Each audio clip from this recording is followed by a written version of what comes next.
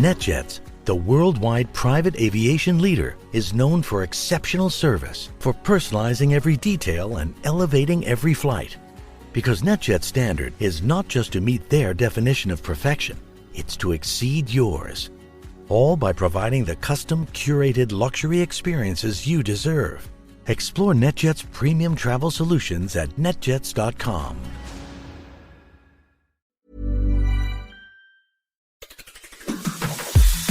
On today's Smart 7, apologies at the COVID inquiry, Nicola Sturgeon speaks out, and lots more. It's Wednesday the 21st of June, it's the summer solstice, and happy birthday Lana Del Rey. The Smart 7. It's news, but not the news.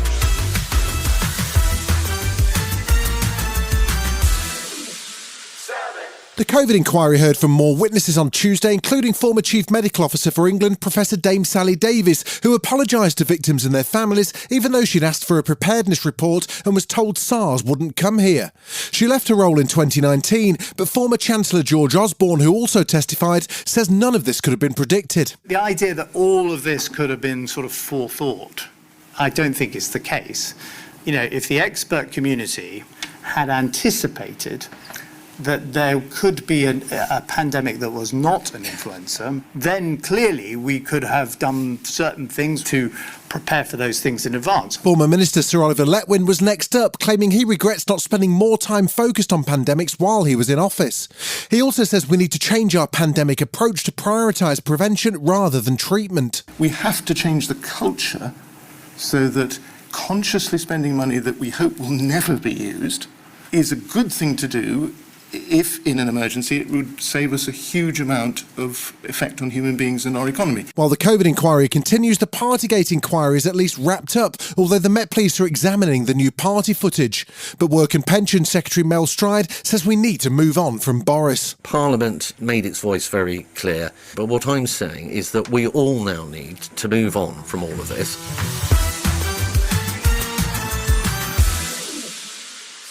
Former Scottish First Minister Nicola Sturgeon held a surprise press conference on Tuesday. It followed her arrest last week in connection with the SNP finances investigation.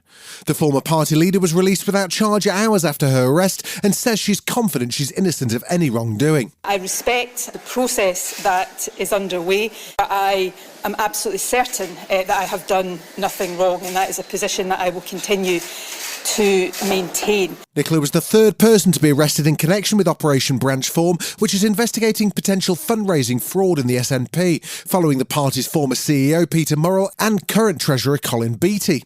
All of them have been released without charge, but current party leader Humza Yousaf says it's been a tough time for the party. There's no doubt that the last few weeks and even couple of months have been really difficult for the SNP. What I can't allow that to do, what I won't allow that to do, is distract me from the job of not just leading this party that I love, but importantly and crucially leading the country at a time of great challenge.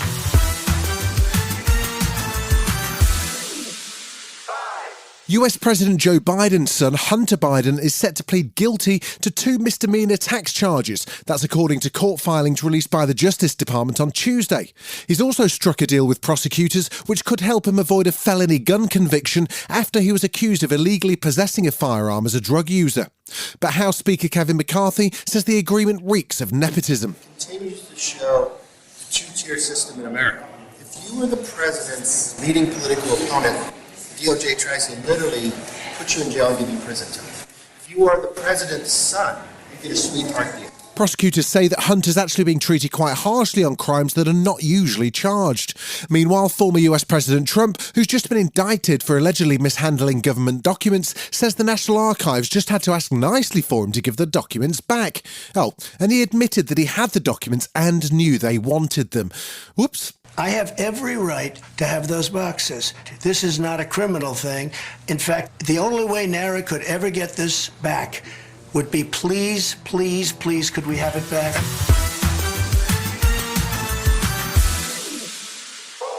The search continued on Tuesday for the 5 people missing in a submersible off the coast of Newfoundland, and it's becoming a race against time. The group set off on Sunday morning for a tour of the Titanic wreckage, but lost contact less than 2 hours into the dive. It's thought the submersible originally held enough oxygen to sustain them for 96 hours, but the clock is ticking. And according to an internal US government memo, banging sounds were picked up by sonar devices during the search on Tuesday, although it's not clear what caused the noise or how long it lasted.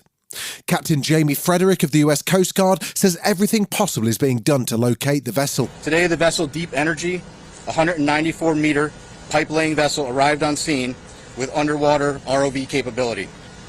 They have rendezvoused with the vessel Polar Prince and commenced an ROV dive at the last known of the position of the Titan and the approximate position of the Titanic wreck. That operation is currently ongoing. Still to come on the Smart 7, Andy Murray's on the comeback trail and there's a new villain in town. Right after this.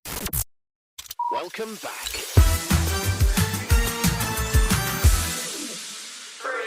After winning his second consecutive tournament in Nottingham over the weekend, Andy Murray's got his sights set on Wimbledon.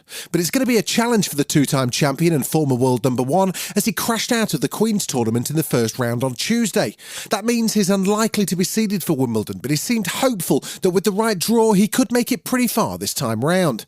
As to whether his kids would be there to watch him pick up his fourth Grand Slam title, well, maybe it's for the best that they stay at home. Wimbledon have got their rules and your kids aren't allowed to come in and watch the matches there. I don't know if I would want my 3-year-old boy, when he was watching here today, my wife was saying the first 50 minutes he was sitting there, just every time I hit a ball into the net, he was just going, rubbish, rubbish. I'm not sure how well that would go down at Wimbledon, so...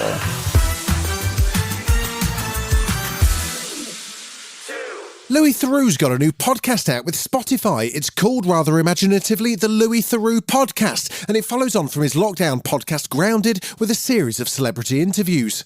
He's already chatted with music icons Shania Twain and Craig David, but for episode 3, he brought on Chicken Shop date host Amelia de Moldenberg. The pair talked about everything from TikTok to mental health struggles, and they also got onto the subject of her unique last name. Everyone always says to me, where is de Moldenberg It sounds Dutch. And we don't know. What's your mum's maiden name? Hardman. It's like a porn name. No, it's not. There literally is a porn star called Dave Hardman. Cool. I'm glad you've brought that up in connection to my mum.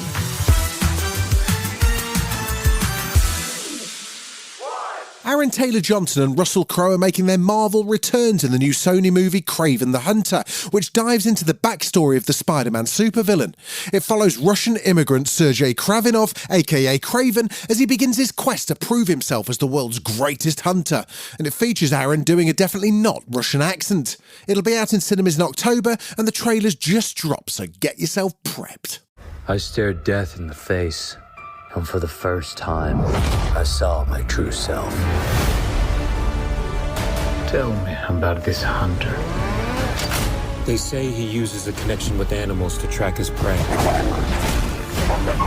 And once you're on his list, there's only one way off. You've been listening to The Smart 7. We'll be back tomorrow at 7 a.m. Hit that follow button and have a great day.